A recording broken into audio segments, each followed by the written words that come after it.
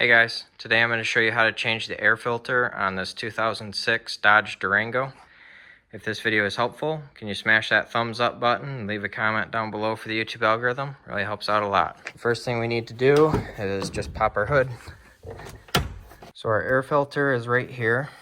So we are going to lift this tube off, and there are 3 clips that we need to undo.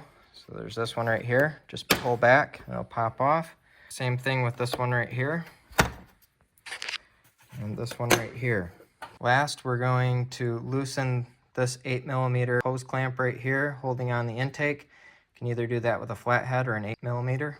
Once you've got that done, you can pull backwards. Basically, just need to separate this. So pull back on this tube and pull back this way and up on this housing here. If this pops out of this socket here, it's not really a big deal. You can just set it off to the side like that. Lift up on our housing and pull out this way, and this whole housing comes off right here. And then we've got access to our air filter right here.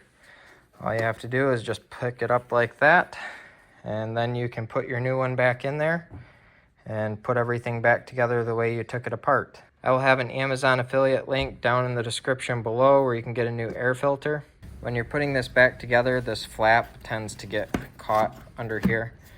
But just make sure that it gets pushed down flat.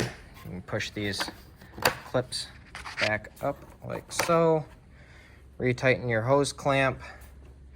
Put this back down in that ball socket there.